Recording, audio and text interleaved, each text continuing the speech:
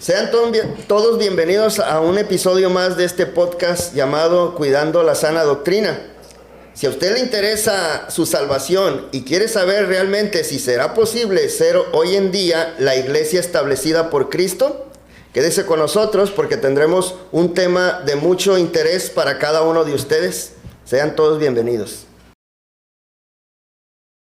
Bueno, es un placer estar nuevamente una semana más con cada uno de ustedes aquí en este podcast, su servidor Manuel Castillo.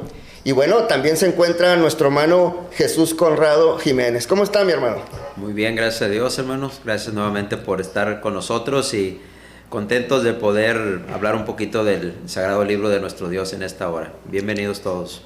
Muy bien. Y también en esta ocasión nos acompaña nuestro hermano Pedro Hernández, quien es egresado de Monterrey Escuela de Predicación y quien actualmente está predicando en Santa Catarina. ¿Cómo está, mi hermano?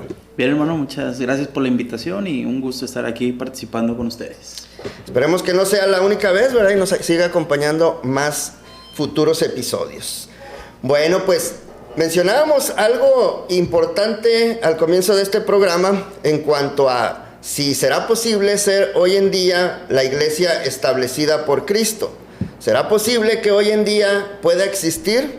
Ya han pasado muchos 2000 años y mucha gente duda acerca de esto. Hay mucha gente que no le toma importancia realmente a la iglesia porque dice que, bueno, la iglesia nos salva, ¿verdad? Pero ¿será importante realmente pertenecer a esa iglesia que Cristo vino a edificar?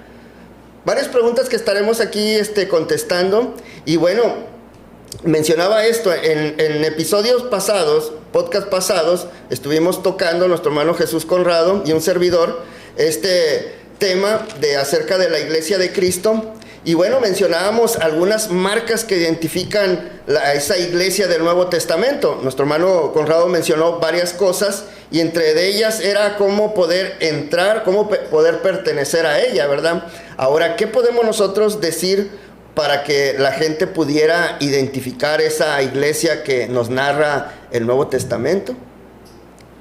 Bueno, pues es una buena pregunta, ¿verdad? Y creo que siempre en los tiempos modernos siempre ha existido esa pregunta, ¿cómo saber si realmente esta es la iglesia del Nuevo Testamento? Y creo que la respuesta está en la misma pregunta. Si queremos saber cómo pertenecer a la iglesia del Nuevo Testamento, pues ¿a dónde tenemos que ir?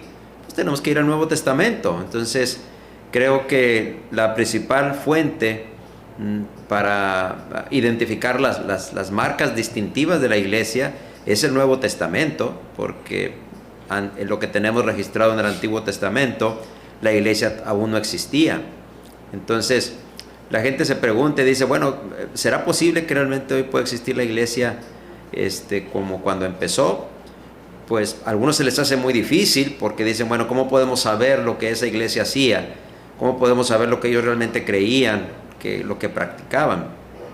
Bueno, aparentemente, por el paso de los siglos sí parecería que es difícil, pero no lo es tanto cuando tenemos nosotros la revelación divina, especialmente el Nuevo Testamento. Y si uno considera el Nuevo Testamento, hermano, en el sentido de el tiempo que se tardó para escribirse, bueno, sabemos que la iglesia empezó en el año 33 después de Cristo. Entonces nosotros tenemos, considerando que el último libro de la Biblia, que es el Apocalipsis, se escribió alrededor del año 100 después de Cristo. Entonces estamos hablando que tenemos alrededor de 60 años de historia, de los primeros 60 años de historia de la iglesia ahí registrados en la Biblia. Entonces cuando uno lee desde Mateo hasta Apocalipsis, uno puede encontrar bastantes cosas que nos van a ayudar para identificar la iglesia, para saber cómo era la iglesia cuando empezó y saber si lo que hoy en el lugar que yo me reúno, con el grupo al que yo pertenezco, saber si realmente contiene esas marcas distintivas de la iglesia que se mencionan en el Nuevo Testamento, ¿no? Así es. ¿Algo que quiera agregar a esto, hermano Pedro? Sí, creo que, como lo dijeron ustedes dos, hermano, creo que la clave está en el Nuevo Testamento. Lo que el día de hoy trastorna mucho lo que es la doctrina y de ahí han surgido cantidad de diferentes doctrinas. o diferentes iglesias. Creo que es la mezcla todavía entre lo que todavía no se logra dividir bien lo que es la palabra de Dios, la gran división que tenemos entre el Nuevo y el Antiguo Testamento. De hecho, en el Nuevo Testamento está lleno de conceptos del Antiguo Testamento, pero no porque practiquemos el Antiguo Testamento, ¿verdad? Sí. Sino porque está ahí en el Nuevo Testamento. Algo que no sé si voy a entrar de lleno, pero algo que a mí me gusta mucho es el libro de Hebreos, porque ahí se hace una gran diferencia y es tajantemente lo que Dios quiere para nosotros, y es dejar ciertas prácticas que hacía el pueblo de Israel, ¿verdad? Y que el día de hoy es lo que arrastra a las denominaciones, querer seguir arraigadas a ciertas costumbres, a ciertas prácticas, y que desde luego sale del modelo que Dios quiere para su iglesia. Así es. Fíjese que una de las cosas, y que pues mucha gente duda en cuanto a si la iglesia puede existir todavía hoy en día, y se le hace muy difícil, ¿verdad? Muy complicado que esto suceda, que esté todavía vigente. Pero yo creo que dentro de lo que nos narra las escrituras, y que pues tenemos que, como mencionaba nuestro hermano Jesús, tenemos que ir directamente a ella, ¿verdad? Para saber qué es lo que hacía la iglesia, conocer si realmente donde me estoy yo reuniendo sea la verdadera, aunque mucha gente no le toma tanta importancia a la iglesia. Ese es el punto, ¿verdad? Que la iglesia la hacen totalmente a un lado. Entonces, dice, porque la iglesia no salva. Estamos de acuerdo en esto. Pero una de las más grandes noticias que nosotros encontramos es que sí podemos pertenecer a ella, y cualquiera puede entrar. Eso es lo maravilloso de la palabra, que nos aconseja, nos ilustra, nos dice en cuanto a que podemos pertenecer a ella. Toda raza, cualquier individuo, toda persona puede entrar al reino que es la iglesia, y eso es lo importante. Entonces, por eso el punto de tocar este tema es porque realmente, si la iglesia se menciona muchísimas veces en el Nuevo Testamento, ¿usted cree que no sea de importancia para el Señor? Claro, ¿verdad? Entonces, aquí el punto sería, ¿cómo podemos identificarla? ¿Qué nos ayudaría a estar seguros de que estoy realmente o pertenezco a ella, a lo que Cristo vino a edificar? Serían los puntos importantes que tendríamos que tocar, ¿verdad? En este tiempo. Sí, yo creo que hay 2 o 3 cosas fundamentales. La primera es el grupo religioso al que yo pertenezco, cómo las personas vienen a ser cristianos en ese grupo, ¿verdad? Y compararlo a la luz del Nuevo Testamento, cómo en el Nuevo Testamento las personas venían a ser cristianos, cómo se convertían a Cristo. Creo que esa es una marca distintiva, ¿verdad? Sí. Y la otra cosa creo que tiene que ver con la adoración también, o sea, cómo adoro hoy yo, cómo adora el grupo al que yo pertenezco, y cómo adoraba la iglesia cuando empezó, qué encontramos nosotros en el Nuevo Testamento con respecto a la adoración que daba la iglesia. Yo creo que partiendo de esos 2 puntos sería fácil identificar a la iglesia. Por otro lado, que si habláramos de un tercer punto, es lo que tiene que ver con la doctrina en general, o sea, qué tan cerca mi grupo al que yo pertenezco, qué tan cerca está de la doctrina que enseña el Nuevo Testamento. ¿Okay? Hay 2 pasajes fundamentales que me gustaría así leer muy rapidito. Por ejemplo, uno es Romanos capítulo 6, verso 17, dice: pero gracias a Dios que aunque erais esclavos del pecado, habéis obedecido de corazón a aquella forma de doctrina a la cual fuisteis entregados. Notemos la frase que dice a aquella forma de doctrina. La palabra forma aquí tiene que ver con un patrón, tiene que ver con una regla. Entonces, hay una forma de doctrina, hay un patrón de doctrina, hay un modelo de doctrina que estos romanos habían obedecido. Directamente en el contexto tiene que ver con la manera como ellos habían venido a ser cristianos, tiene que ver con el bautismo. ¿Okay? Pero es un principio que debemos aplicar a todo lo que creemos hoy día. Y el segundo pasaje que quería leer es el que está en la segunda carta a los Tesalonicenses, capítulo 2, verso 15. Dice Pablo: Así que, hermanos, estad firmes y retened la doctrina que habéis aprendido, sea por palabra o por carta nuestra. Hay dos cosas fundamentales aquí. La primera es que ellos tenían que retener la doctrina. Entonces vemos otra vez la importancia de mantenerse dentro del modelo que establece el Nuevo Testamento para la iglesia. Y la segunda cosa importante es que esa doctrina ellos la habían aprendido, ya fuera por palabra, la enseñanza directa del apóstol Pablo que había dado a los de Tesalónica, o por carta nuestra. Entonces Pablo no está hablando de todas las cartas, sino de las cartas que él particularmente había escrito y que tenían el sello de la inspiración divina.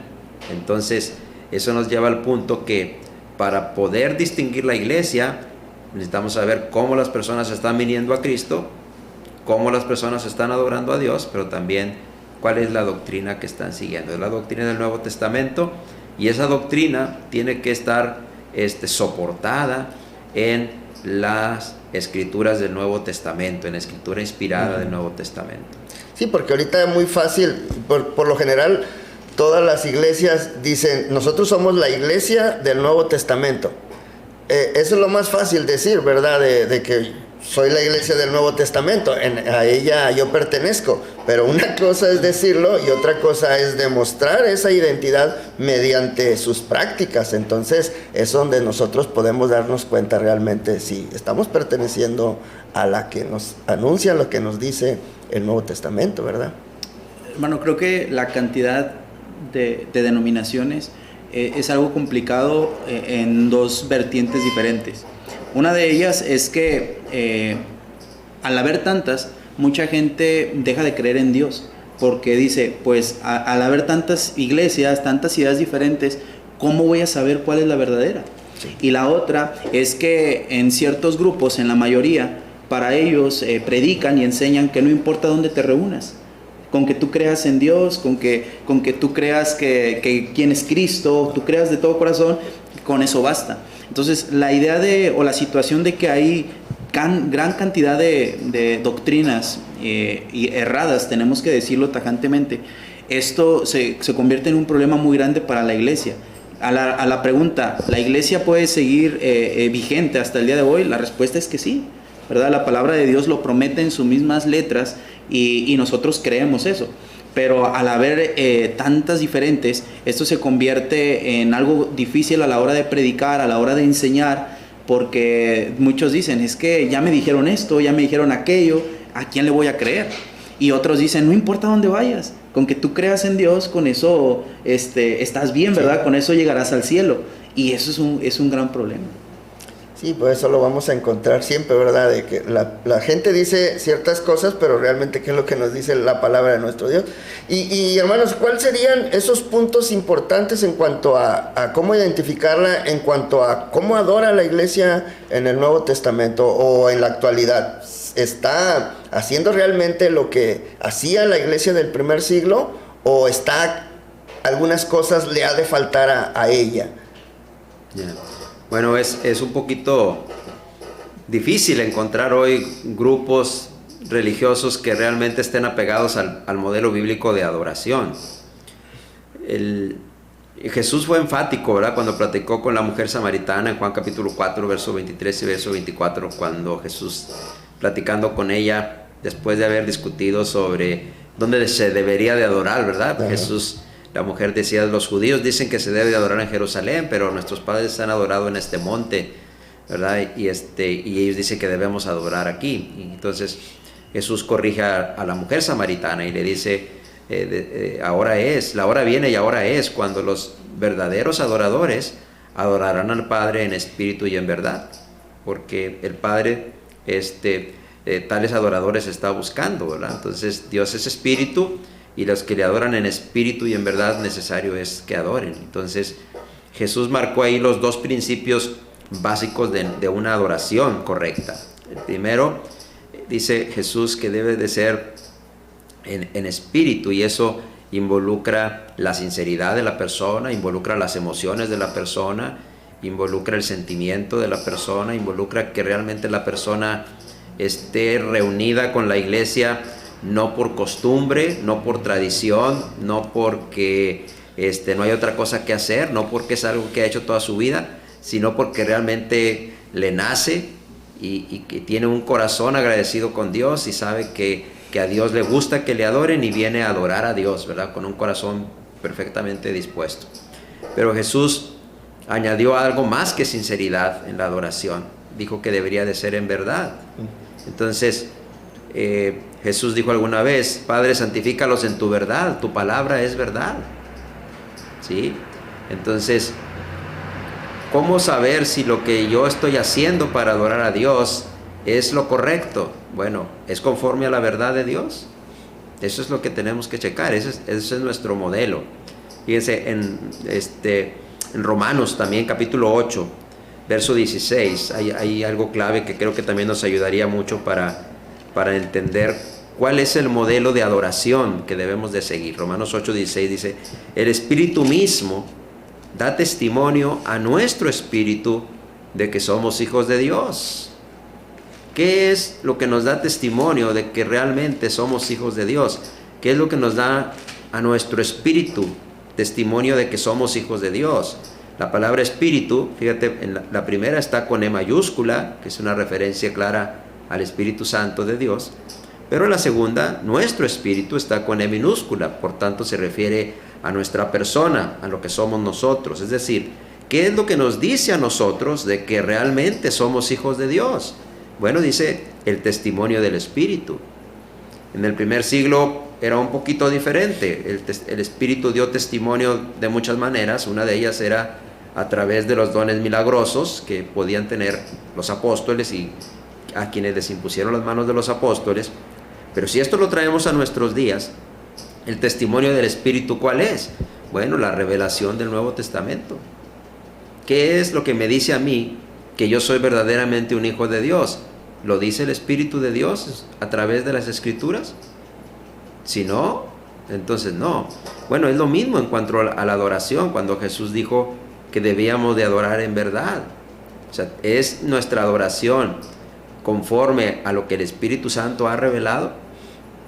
Eso creo que es el punto principal, comparar lo que yo hago allí con los que yo me reúno, con el grupo al que yo asisto, si eso está apoyado en las enseñanzas neotestamentarias dadas por el Espíritu Santo.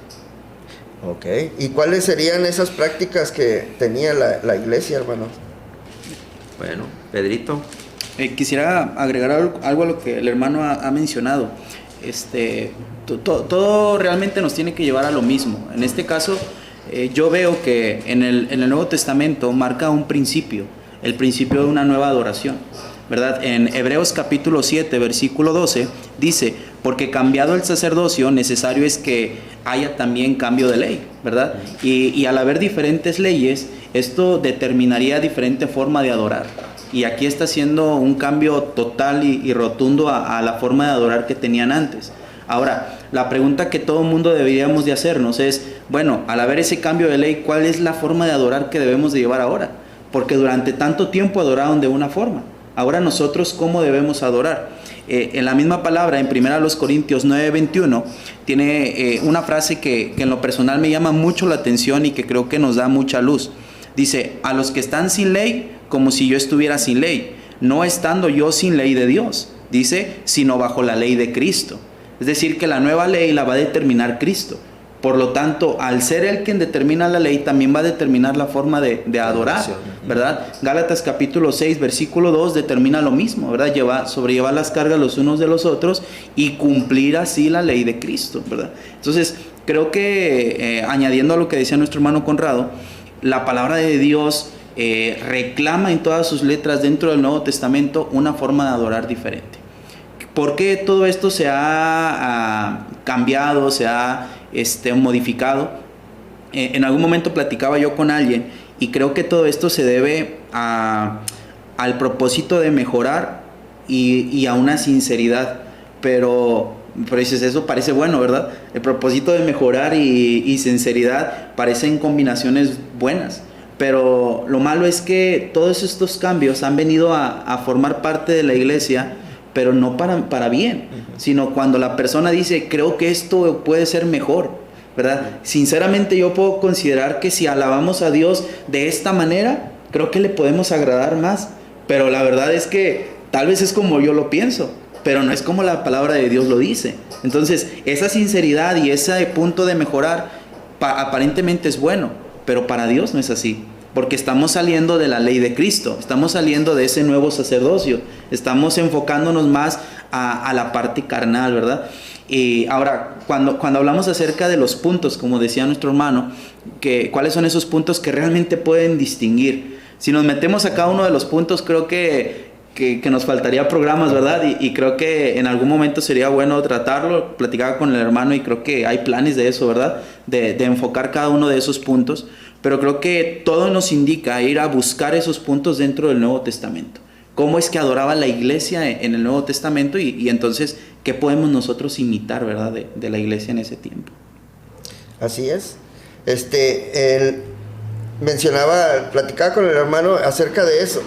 Podemos mencionar varios puntos no tan a profundidad, ¿verdad? Tocarlos a profundidad, pero sí sería conveniente mencionarlos y ya más adelante estaremos tocando cada uno de estos puntos y considerarlos de mejor manera, ¿verdad? Para estar bien informados acerca de lo que nos habla de cada uno de ellos la palabra. Pero sí sería necesario mencionar algunos que practica la iglesia hoy en día, que nos deja el Nuevo Testamento claramente cómo lo hacía la iglesia en el primer siglo, ¿verdad? Y ahí sería conveniente mencionar algunos, hermano Conrado. Yeah. Sí, bueno, antes de entrar a eso, complementando lo que dice Pedro, la ley de Cristo, ¿verdad? Esa es la ley que está vigente hoy. Y alguien pudiera decir, bueno, pero pues en realidad solamente tenemos Mateo, Marcos, Lucas y Juan que nos hablan de las enseñanzas del Maestro. Bueno, eso es si consideramos que el resto del Nuevo Testamento no proviene de Jesús, pero la enseñanza que encontramos nosotros en el Nuevo Testamento, 1 Corintios 14:37, por ejemplo, dice Pablo, si alguno se cree profeta, piense que lo que yo escribo son mandamientos del Señor. Entonces, en realidad, todo el Nuevo Testamento es la ley de Cristo, son mandamientos que provienen del Señor mismo. Recordemos los pasajes también de Juan, donde Jesús prometió la venida del Espíritu Santo para guiar a toda la verdad. Juan 16, desde el verso 12 hasta el verso 16 aproximadamente. Jesús prometió el Espíritu Santo para guiar a toda la verdad a los apóstoles. Y eso ocurrió. Y una de las cosas que Jesús dice es que el Espíritu Santo no hablaría por su propia cuenta, sino que lo glorificaría a Él, porque iba a tomar de lo de Él para dar a conocer su voluntad. Entonces, todo el resto del Nuevo Testamento tiene la característica de ser enseñanza del Señor Jesucristo, y es la ley de Cristo. Y en esa ley de Cristo, a la que estamos sujetos hoy, nosotros podemos distinguir algunos puntos de adoración. Por ejemplo, uno encuentra que la iglesia del primer siglo participaba de la cena del Señor, ¿verdad? Participaba de la cena del Señor y que lo hacía cada semana. En Hechos, por ejemplo, capítulo 2, verso 42, Lucas escribiendo dice que aquella primera iglesia, cuando recién vino a existir, perseveraban en la doctrina de los apóstoles, pero dice también en el partimiento del pan, en la comunión unos con otros, y en el partimiento del pan y en las oraciones. Ese partimiento del pan es bien interesante porque se refiere a la cena del Señor. El hecho que diga del pan en el griego, eso tiene que ver con que la palabra griega para pan es antecedida de un artículo, y cuando se antecede de un artículo es para decir pan, un pan en específico. Entonces es diferente a cuando dice más adelante que tenían comunión unos con otros y que estaban comían juntos, ¿verdad? Con alegría y señales de corazón. Eso es algo completamente diferente. Entonces, la cena del Señor era algo que la iglesia empezó a participar de él desde que empezó, y era parte de su adoración a Dios. Cuando vamos más adelante, en Hechos capítulo 20 y verso 7, encontramos el día cuando ellos lo hacían. Hechos 27 nos dice que Pablo se reunió allí con la iglesia y que lo hicieron para partir el pan. El primer día de la semana dice, reunidos los discípulos para partir el pan, otra vez en referencia a el pan sin levadura, del cual se participa en la cena del Señor. Entonces, la cena del Señor es un punto distintivo de la verdadera adoración, porque era algo que la iglesia hacía, no como lo hacen los grupos religiosos modernos, cada año o cada 3 meses o cada mes. No era algo que se participaba eventualmente o cuando tú querías, sino era algo que la iglesia estaba participando cada vez. ¿Y cuándo era esa cada vez? Cada primer día de la semana. Eso es lo que nos dice Hechos 27. Pablo dice cuando habla sobre la cena del Señor en la primera a los Corintios, así pues, cada vez que comáis de este pan y cada vez que tomáis de esta copa, ¿verdad? Entonces, ese cada vez, ¿qué tan frecuente era? Pues cada primer día de la semana. Eso es lo que nos enseña la Escritura en pasajes como Hechos 2:42, Hechos 27, primero los Corintios 14:23 en adelante. Fíjense que cuando uno llegó a la iglesia, hermano, una de las cosas, platicando con compañeros de trabajo y que sabía que eran religiosos, pertenecían a alguna denominación, bueno, ellos decían, no, voy a tal iglesia. Entonces uno estaba ahí conociendo apenas, pues realmente estando metiéndonos a la escritura, ¿verdad? Teníamos poco de habernos convertido. Entonces seguimos aprendiendo, ¿verdad? Pero yo le preguntaba a una compañera y le preguntaba acerca de cuándo celebraban la cena del Señor. Y me llamó mucho la atención que decía, yo sabía de algunos que la celebraban cada año, como mencionaba ahorita nuestro hermano, 3 meses o así. Pero ella me decía que la celebraban cada viernes o cada miércoles cuando se reunían. ¿Y por qué no en domingo, primer día de la semana? Le mencionaba, como dice la Escritura. Dice, no, porque no queremos ser piedra de tropiezo. Le digo, ¿por qué? Pues que el domingo es cuando hay más gente y visitantes, entonces no les podemos prohibir que no participen. Entonces, entre semana nada más vamos los que pertenecemos ahí a la iglesia. Y entonces de esa manera no quedamos mal con la gente.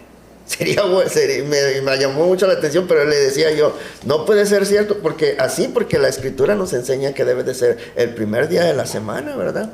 Entonces ese es un punto muy, muy bueno que las personas deben de analizar realmente si están en una iglesia, si están haciendo uno de muchos puntos, pero sí, puede identificar realmente si se está haciendo conforme a la enseñanza del Nuevo Testamento.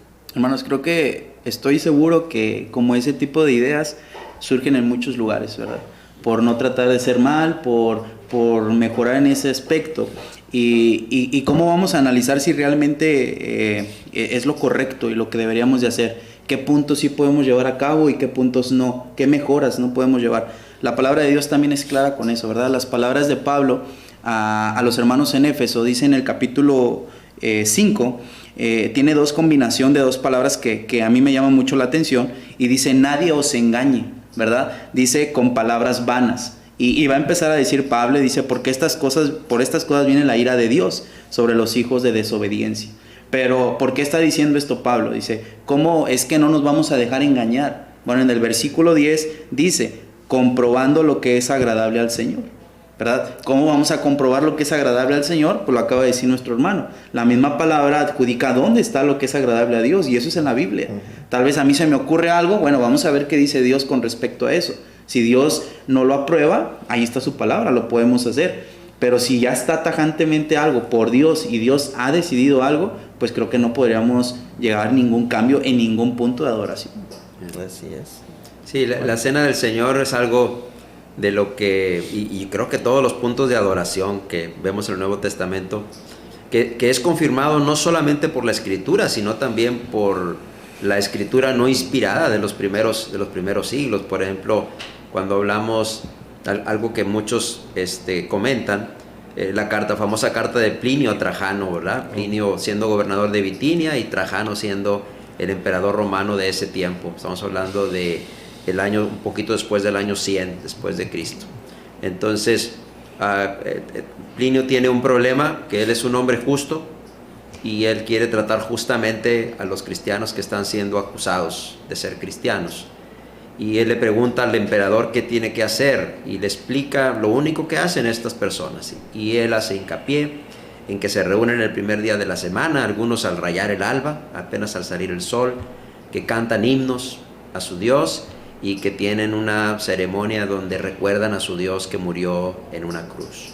Entonces eso no está escrito en la Biblia, no está escrito por personas que hubieran sido cristianas, es más, está escrita por aquellos que eran eventualmente enemigos de la iglesia, y ellos mismos dan testimonio de cómo ellos cada primer día de la semana participaban de la cena del Señor. Y son cosas que tal vez diga, bueno, ¿usted dónde puedo encontrar eso? Bueno, es tan fácil como que busque en internet la carta de Plinio a Trajano y la va a encontrar ahí en el idioma que usted hable, ¿verdad? Dijo el hermano David, hasta en huasteco lo encuentra, muchachos, ¿verdad? Entonces, creo que eso es un punto de adoración que en el mundo religioso de nuestros días, yo en realidad no he encontrado un grupo que haga eso, ¿verdad? De que participe de la cena del Señor cada primer día de la semana como lo hace la Iglesia de Cristo, ¿verdad? Ajá. Sí, es un punto en el cual deberían de ponerle atención las personas, pero bueno, pues los tenemos que enseñar, ¿verdad? Y precisamente por eso estamos tocando este punto que es de mucha importancia. ¿Qué más haría la iglesia del Señor en el primer siglo, hermanos, que pudiéramos nosotros identificar o pudiéramos nosotros darnos la seguridad de seguir más bien de estar confiados de que estamos perteneciendo a esa iglesia que Cristo edificó? ¿Qué más pudiéramos mencionar acerca de ello? Yo sé que hay varios puntos, pero me gustaría que compartieran, hermanos, algo más acerca de la adoración. Bueno, pues el canto, ¿no? El canto, la iglesia también cantaba a Dios, ¿verdad? Cuando ellos estaban reunidos cantaban. De hecho, tenemos la escritura de 1 Corintios 14, ¿verdad? Donde Pablo, en el contexto precisamente de la adoración, habla de el canto como una de las cosas que ellos hacían, ¿verdad? Por ejemplo, en el capítulo 14, versículo 15, dice que pues oraré con el espíritu, pero oraré también con el entendimiento. Y luego dice, cantaré con el espíritu, pero cantaré también con el entendimiento. Entonces, ese es un pasaje que nos ayuda a ver que la iglesia, cuando se reunía, cantaban, ¿verdad? Entonces, porque el contexto aquí de 1 Corintios 14 es precisamente el contexto de la adoración, cuando ellos estaban reunidos como iglesia. Es donde Pablo toca el asunto de cómo ellos deberían de hacer uso del don de lenguas, por ejemplo, cuando estaban reunidos, ¿verdad? Entonces, en ese mismo contexto, Pablo habla de dos cosas aquí que hacían también cuando adoraban. Una de ellas era orar y la otra era cantar, ¿verdad? Entonces, en otras partes de la escritura vemos nosotros que Pablo establece, el Espíritu Santo inspirando al apóstol Pablo, establece que las formas en las que ellos llevaban a cabo este acto de adoración, ¿sí? Y aquí dice que debería de ser con el espíritu y con el entendimiento. Es parte de lo que dice aquí. Pero otras escrituras nos enseñan, por ejemplo, el que ellos deberían de cantar solamente, ¿verdad? No hay ninguna porción en el Nuevo Testamento que nos diga que ellos hacían algo más que cantar con sus labios, con su corazón, cuando estaban reunidos. Es decir, lo que quiero decir con esto es que no estaban haciendo uso de algún instrumento musical que no fuera sus labios y su corazón. Esos serían los dos instrumentos que debe de utilizar el cristiano hoy en día en las alabanzas de Dios. Pienso que eso es lo que la Escritura dice, ¿verdad? Sí. No confundir con la manera de alabanza en el Antiguo Testamento, ¿verdad? Yeah. Aunque muchos sacan muchas excusas en cuanto a que la iglesia en el primer siglo no utilizaba instrumentos, no sé si ha escuchado, porque pues no podía, como andaban moviéndose, no podían andar cargando con los instrumentos, que es... Yeah. Se me hace algo ilógico. Claro, yo creo que un pasaje básico es, por ejemplo, Efesios. Si vamos a ir tantito a Efesios para cerrar aquí la intervención y dejar que el hermano Pedro diga algunas cosas. Pero por ejemplo, en Efesios capítulo 5, verso 19, dice, hablando entre vosotros, dice, con salmos, con himnos y cánticos espirituales, cantando y alabando al Señor en vuestros corazones. Hay algunas versiones que traducen cantando y haciendo melodía al Señor con vuestros corazones. Entonces, el uso de la palabra salmos, por ejemplo, aunque no vamos a profundizar aquí ni mucho menos, ¿no? Porque es bastante información la que hay. Pero dejaríamos para otro... Se dejaría para otro programa, pero algunos dicen los salmos allá en el Antiguo Testamento se usaban instrumentos musicales, y si aquí dice Pablo que cantemos salmos, pues deberíamos de hacer lo mismo. Y dicen, inclusive la misma palabra salmos implica el uso de un instrumento musical. Pero no es así por los cambios en el lenguaje que hubo a lo largo de los siglos, donde ya la palabra salmos no implicó el uso de un instrumento musical. Pero hay algo todavía más sorprendente, y yo quiero que se quede usted con eso, especialmente si usted en el grupo donde va usa instrumentos musicales para adorar a Dios, ¿sí?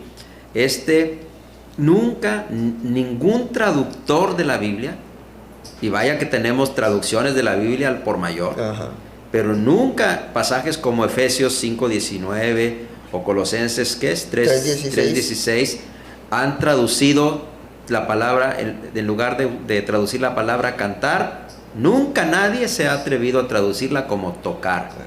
Nadie. ¿Por qué? Es la pregunta. Si algunos de ellos inclusive apoyan el uso de instrumentos musicales en la adoración. La respuesta es muy sencilla, porque no hay bases gramaticales en el griego para poder traducir esto como tocar. No hay. ¿Sí? Ahora, bien sencillo. Aquí en Efesios capítulo 1, y ya quiero dar clase de esto, mano, no, pero en Efesios capítulo 1, Pablo dice que está dirigiendo esta carta a los santos y fieles en Cristo Jesús que están en Éfeso. ¿A quién dirigió esta carta? A todos los santos y fieles de Cristo Jesús que están en Éfeso.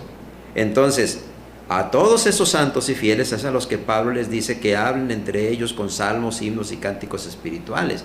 Entonces, si el uso de la palabra salmos aquí implica el uso de un instrumento, entonces todos los fieles y santos de Éfeso deberían de saber tocar un instrumento musical para que su alabanza pudiera ser bien recibida delante de Dios, lo cual es incongruente, porque estoy seguro que muchos serían como yo, que ni siquiera tocar la puerta de la casa sé.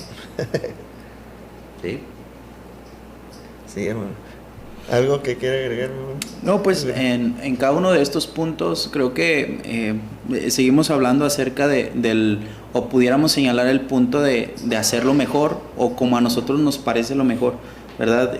No dudo que desde que se empezó a introducir esta idea, que es claro que en los primeros siglos no vemos nada de esto, según también historiadores no vemos uso de instrumentos.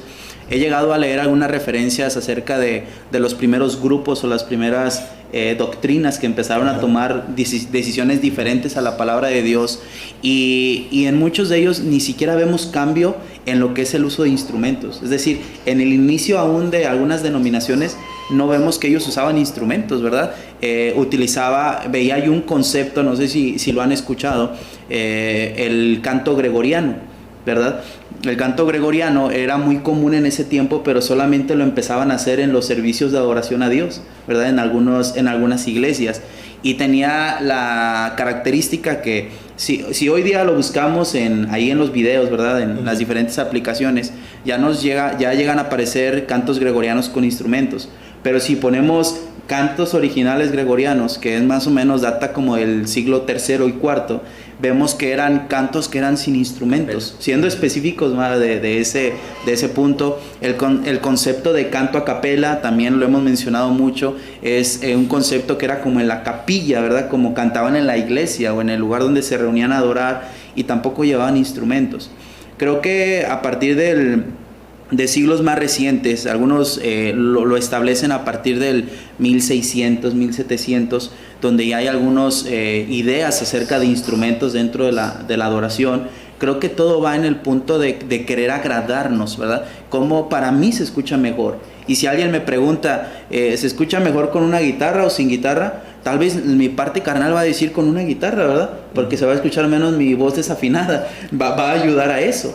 Pero no se trata de eso. Se trata de hacer lo que a Dios le agrada.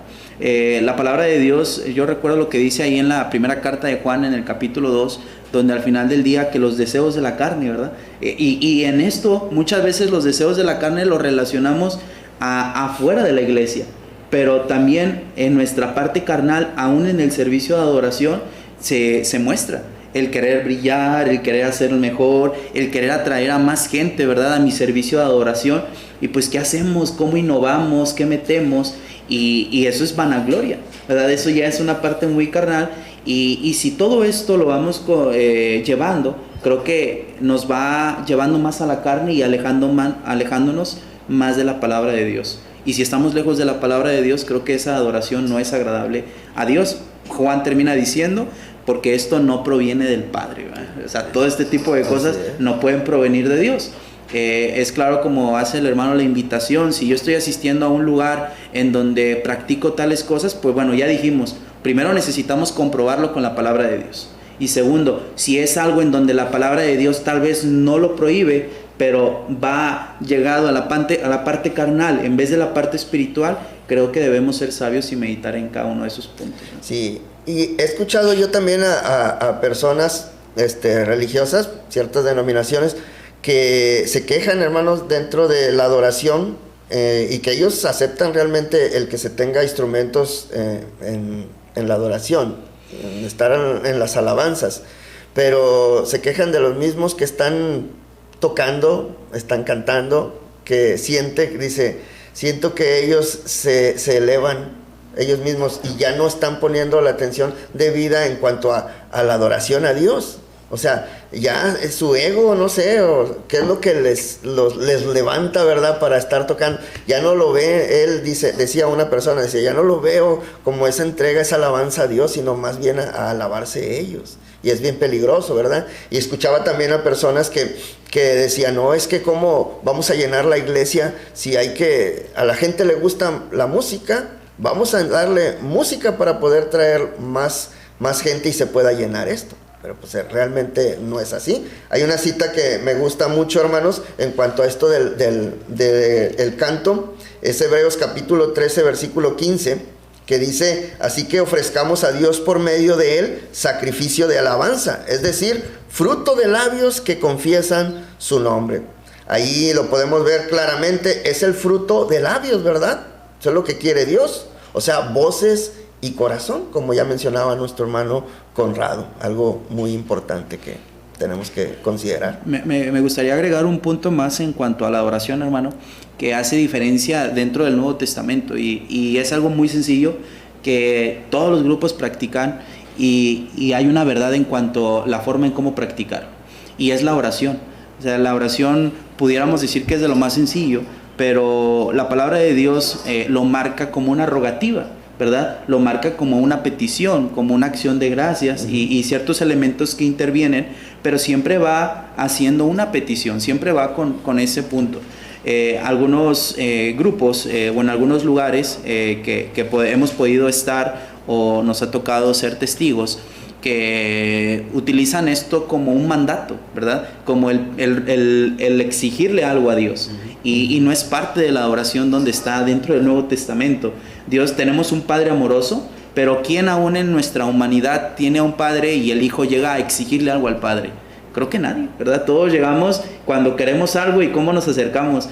Pues primero hacemos cosas buenas, ¿verdad? Para conseguir el sí, un permiso, que nos lleven a algún lugar, y después de eso, oye, papá, mira, estoy viendo, a ver si se puede hacer esto.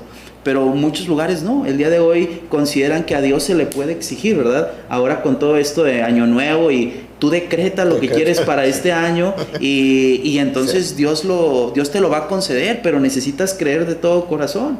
Pues yo en la adolescencia yo creía que me merecía un PlayStation y nunca llegó, ¿verdad? Por mucho que yo creía que mi papá me lo tenía que comprar, pues nunca llegó.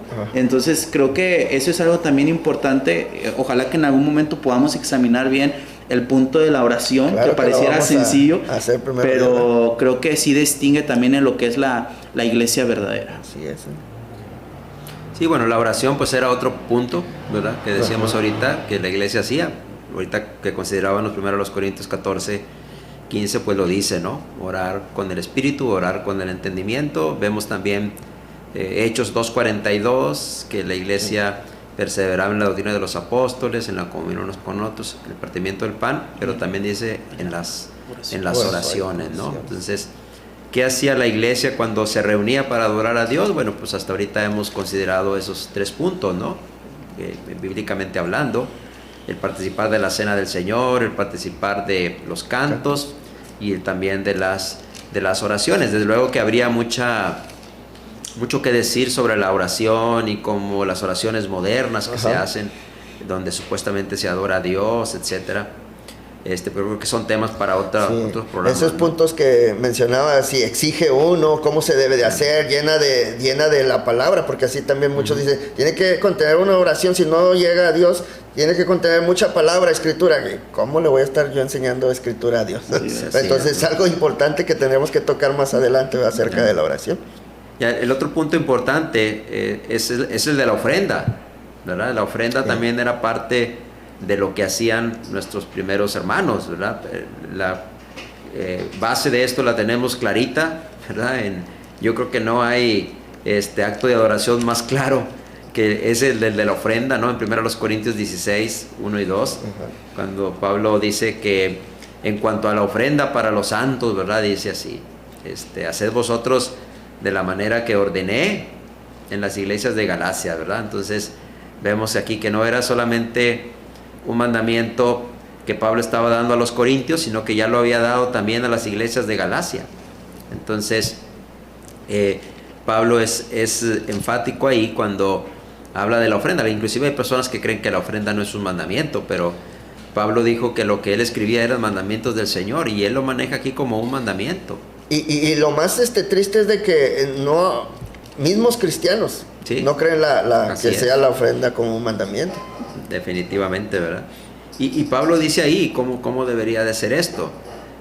La gran interrogante en el mundo denominacional de nuestros días es ¿por qué la iglesia del Señor no da diezmos, verdad? ¿Cómo le hacen para sobrevivir, verdad? Pues es cierto que a veces nos las vemos en situaciones muy apremiantes, pero creo que hacemos lo correcto, creo que hacemos lo que Dios dice, creo que hacemos lo que la iglesia en el primer siglo hizo, especialmente porque sabemos que el diezmo era un concepto antiguo testamentario que perteneció como mandamiento para la nación de Israel, no para nadie más, y que al quedar derogada la ley, el diezmo quedó completamente derogado. Entonces, eso no significa que entonces la iglesia no necesite dar, la iglesia necesita dar, pero la manera como es mandado a la iglesia que demos es a través de lo que está registrado ahí en 1 Corintios 16, a lo que el apóstol Pablo le llama ofrenda para los santos. Y esa ofrenda, dice el apóstol Pablo, que debería de ser, dice, cada uno de vosotros, el primer día de la semana, en primer lugar, cada uno de vosotros ponga aparte algo según haya prosperado. Entonces, nosotros no encontramos en el Nuevo Testamento algún pasaje donde haya un mandamiento directo para diezmar, ni encontramos un ejemplo de la iglesia diezmando, pero sí encontramos un mandamiento directo para ofrendar, y encontramos a la iglesia ofrendando, ¿sí? Y ofrendando bajo estos principios de que fuera cada cristiano, de que fuera el primer día de la semana, y que fuera ya no una cantidad o un porcentaje establecido, sino según hayamos prosperado. Pero aun cuando sea según hayamos prosperado, Pablo también establece otros principios en la segunda carta, cuando dice, capítulo 9, ¿verdad? Cuando dice que Dios ama al dador alegre, que no demos por tristeza ni por obligación, sino que demos con alegría, porque Dios ama al dador alegre, ¿no? Entonces, esas son las cosas que también tenemos que preguntarnos. Si yo pertenezco a algún grupo religioso, es, bueno, ¿de qué manera ofrendo en ese grupo religioso? ¿Se me exige que yo dé un diezmo? Bueno, entonces se me está exigiendo algo que ya fue derogado por el Señor Jesucristo, algo que fue quitado del medio, según Colosenses 2:14. La antigua ley quedó derogada, incluido el diezmo.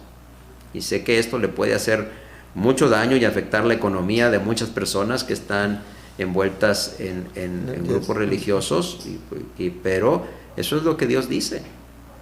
La iglesia ha sido mandada a ofrendar y no a dar un diezmo, ¿verdad? Entonces, alguien también puede pensar, bueno, ¿cómo se puede adorar a Dios a través del dinero? Pues bueno, adoramos a Dios porque cuando le damos a Dios, damos nuestra ofrenda, estamos en realidad dándole algo porque reconocemos que todo lo que tenemos proviene de Él, que Él es el que nos ha dado el trabajo que tenemos o el sustento que tenemos o la manera por la que recibimos nuestros recursos económicos, ¿verdad? Ahorita que mencionaba, hermano, acerca de que muchos grupos religiosos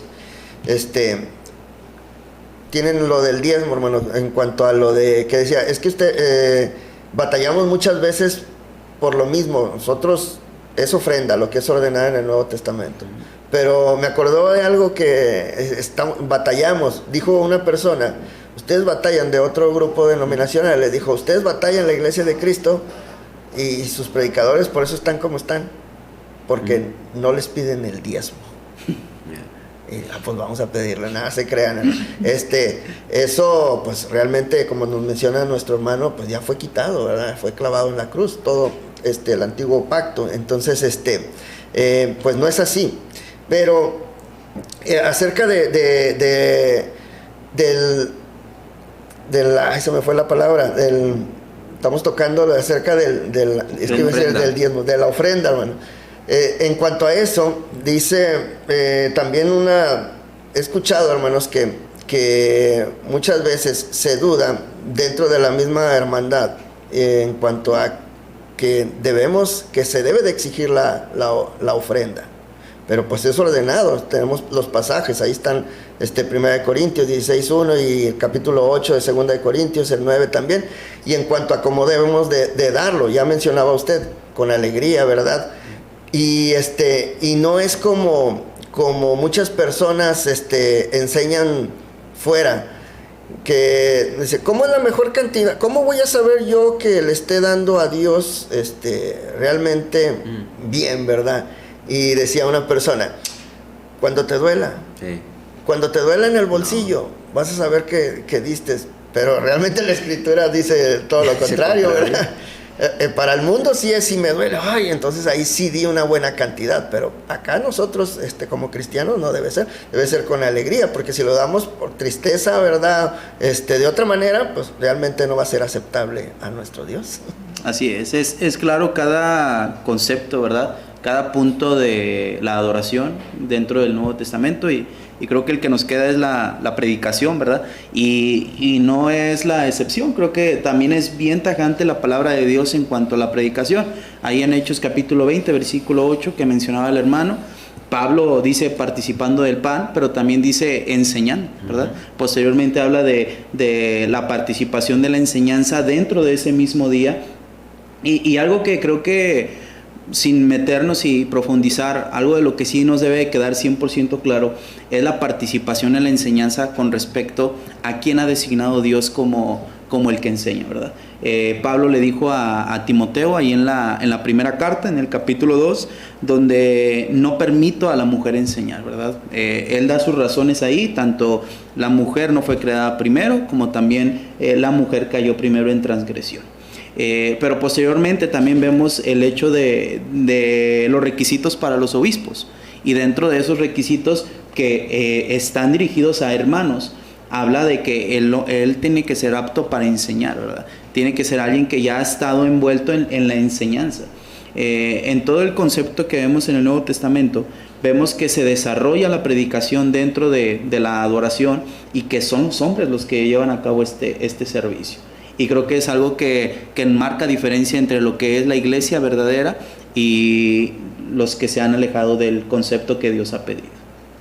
Así es. Yeah. Sí, hay que recordar que el Señor estableció un modelo para su iglesia, ¿verdad? Efesios capítulo 4, ¿verdad? Y dice que el Señor mismo, Efesios 4:11, ¿no? El Señor mismo constituyó a unos apóstoles, a otros profetas, a otros evangelistas, a otros pastores y maestros a fin de la edificación de los santos, ¿verdad? Entonces, el modelo de cómo Dios fue llevando la iglesia parte de la enseñanza apostólica, ¿verdad? Hubo un tiempo cuando la enseñanza recayó solamente en los apóstoles. Y eso lo encontramos en los primeros capítulos de Hechos. Solamente a los apóstoles los encontramos predicando. Pero conforme fue pasando el tiempo, vinieron los profetas también. ¿Quiénes eran esos profetas? Bueno, eran aquellos que tenían el don milagroso de poder predicar por inspiración. Y dentro de la enseñanza para la iglesia no estaba solamente el don de profecía, sino que había otros dones también milagrosos que algunos hermanos llegaron a tener, que ayudaban a la enseñanza, como por ejemplo el hablar en lenguas, que era poder predicar en lenguas, en otros idiomas. Había quienes podían interpretar lenguas, quien podía interpretar esos idiomas, etc. Pero a lo que voy es que paulatinamente esos dos apóstoles y profetas pues desaparecieron, porque tenían que ver con la etapa de los dones milagrosos, los cuales llegaron a su fin al final del primer siglo. Pero nos quedan los evangelistas y los pastores y maestros. Así que la enseñanza de la iglesia recae en aquellos que son evangelistas y en aquellos que son pastores o obispos o ancianos también, los cuales tienen que ser aptos para enseñar. Entonces, eso nos lleva a pensar entonces en quién es un evangelista. Hoy nosotros le llamamos predicador. Y bueno, no es un predicador aquel que va a una escuela de predicación, ¿verdad? Nosotros pertenecemos aquí, tenemos el privilegio de tener una escuela de predicación aquí en Sierra Ventana, pero no es la escuela de predicación por encima de la iglesia. La iglesia es primero. La escuela de predicación aquí está bajo la supervisión de los ancianos de la Iglesia de Cristo en Sierra Ventana. Entonces, predicadores, todo aquel que predica la palabra. Y la iglesia, después de que cesaron los dones milagrosos, empezó a tener hombres fieles a Dios que se dedicaron a la predicación de la palabra, y estos son los que iban enseñando a la iglesia. Hoy día nosotros tal vez tenemos la bendición de tener a alguien que nos enseñe en nuestra congregación, que se preparó para ser un ministro, pero tal vez no. Y conozco muchos hermanos que hacen la obra sin haber ido a una escuela de predicación, y es muy loable eso, ¿verdad? Es muy loable y siempre se les invita a seguir adelante, pero esos son los que predicaban, ¿verdad? Creo que en la enseñanza de Pablo, cuando habla de los dones milagrosos a la iglesia de Corinto, pues hace hincapié, ¿verdad?, en que no todo el mundo puede ser ojo, no todo el mundo puede ser oreja, no todo el mundo puede ser brazo. Así también hoy día, ¿verdad? No todo el mundo puede ser un predicador, pero sí tenemos todos el mandamiento de predicar el evangelio a las personas. Eso es algo diferente. Quise llegar hasta aquí por la razón de que tenemos que distinguir entre lo que es la predicación en la adoración y lo que es el predicarle a las personas. Y el predicarle a las personas es para todos los cristianos. Igual, el predicar a la congregación o enseñar a la congregación es algo que puede hacer cualquier cristiano, siempre y cuando tenga un buen testimonio, ¿verdad? Siempre y cuando sea un cristiano fiel y se apegue a los mandamientos del Señor. Entonces, en resumen, cuando la iglesia se reunía, ¿cómo adoraba a Dios? Bueno, adoraban por medio de participar de la cena del Señor, haciendo memoria del sacrificio de Cristo. Adoraban por medio del canto, adoraban por medio de las oraciones, adoraban por medio de dar su ofrenda según hubieran prosperado, y adoraban también por medio de escuchar la enseñanza de la palabra de Dios que tenían en ese momento. Obviamente en el primer siglo había mucho de predicación inspirada por el Espíritu Santo. Hoy no, ¿verdad? Alguien dijo alguna vez que nuestros hermanos del primer siglo predicaban por inspiración, pero nosotros predicamos por transpiración, ¿verdad? Porque tenemos que sudar para hacer el sermón, al menos que vivas en Querétaro, donde casi no hace calor, ¿verdad, Pedro? Pero si vives en Monterrey, aquí le sudamos porque le sudamos, ¿verdad? Pero es una manera coloquial de decir que ahora no hay inspiración divina, sino que tenemos que preparar nuestros sermones. Pero esos son los 5 actos de adoración con los que encontramos en el Nuevo Testamento que la iglesia hacía. cualquier cosa que en su grupo religioso estén haciendo hoy para adorar a Dios, y si no está incluido dentro de estos 5 actos, son cosas que Dios definitivamente no ha mandado. Y tenemos que tener cuidado, porque nuestra adoración puede ser vana. Jesús dijo, este pueblo de labios me honra. ¿Por qué, Señor? Porque siguen como mandamientos míos, dice Jesús, mandamientos de hombres. Así que revise su adoración, cómo está haciendo. Así es. Bueno, para cada uno de estos puntos que se estuvieron mencionando en esta hora, bueno, los vamos a estar viendo a más detalle en próximos episodios. Y bueno, aquí pudiéramos seguir avanzando, viendo otras cositas, pero yo creo que aquí le vamos a parar en cuanto a este tema. Todavía me gustaría tocar acerca del gobierno de la iglesia, en el cual, para profundizar un poquito más, ¿verdad, hermano? Y que lo trae fresco toda esta enseñanza. Entonces, quisiéramos para que vea cómo cada congregación de la iglesia del Nuevo Testamento se gobernaba realmente a sí misma mediante obispos, mediante diáconos. Pero bueno, lo vamos a ir tocando poco a poco en el episodio siguiente, sí. Yo creo. Está invitado, mi hermano, para tocar esos puntos. Y bueno, ya estaremos informándoles a cada uno de ustedes que nos acompañan en este programa. Y bueno, pues nos quedan todavía más puntos por tocar, importantes como estos que estamos mencionando, pero yo creo que vamos a dejar aquí esta primera parte de cómo identificar la iglesia de Cristo, ¿verdad? Esta iglesia que fue establecida en el primer siglo y que realmente fue la que Cristo estableció. Entonces, esto nos va a ayudar bastante para que usted tenga esa seguridad, esa confianza de si donde está usted reuniéndose es realmente la iglesia que nos enseña el Nuevo Testamento. Así que, bueno, pues hasta aquí paramos en este episodio y no sé si tenga algo que agregar nuestro hermano Conrado, nuestro hermano Pedro, o algo que quiera mencionar a nuestros amigos y hermanos. De último, a mí me gustaría decir algo, hermano. Hemos examinado esto conforme dice la palabra de Dios para animar a nuestros amigos que tal vez no forman parte de la iglesia, pero quisiera animar a nuestros propios hermanos, ¿verdad? Yo sé que ustedes ya tocaron un tema acerca de las redes sociales, ¿verdad? Utilizar y con todo esto que se está dando de la pandemia y todo eso, muchos de nuestros hermanos nos reunimos en hogares. Y no debemos olvidar que debemos seguir participando de estos 5 puntos de adoración. Porque si no participamos de estos 5 puntos de adoración, como lo hemos mencionado, tampoco somos la iglesia, ¿verdad? Porque la iglesia verdadera es la que participa de cada uno de estos puntos de adoración. Sí. Y si por alguna razón lo estamos dejando de hacer, también nosotros nos estamos alejando del modelo que Dios ha dicho. Creo que esto es de reflexión para nuestros hermanos que se reúnen nuestros amigos que se reúnen en alguna otra iglesia, ¿verdad? En alguna denominación, pero también para nuestros hermanos de la iglesia que tal vez están tomando este modo, que es importante cada uno de estos puntos que cada uno de nosotros participemos cada primer día de la semana.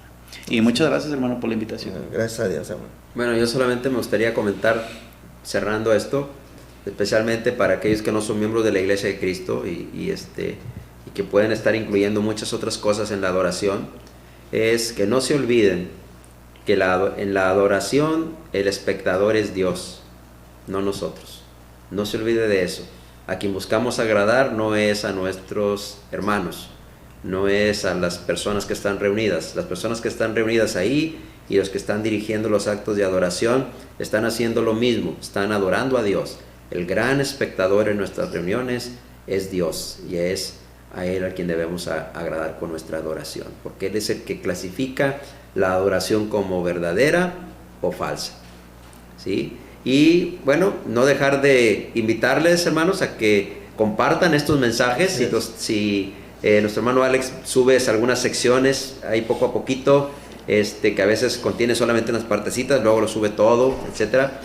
En la medida que usted pueda compartir, si usted cree, mira, este tema creo que le puede servir mucho a mi abuelita, le puede servir mucho a mi tío, le puede servir mucho a mi primo, a mi compañero de trabajo, etcétera, compártaselos con él. Usamos el WhatsApp, el Messenger, bueno, el Messenger yo creo que ya casi nadie lo usa, pero el Facebook, el Instagram, ¿qué más? Hasta el TikTok, ¿verdad? Y todo lo que usted quiera, comparta por ahí esto.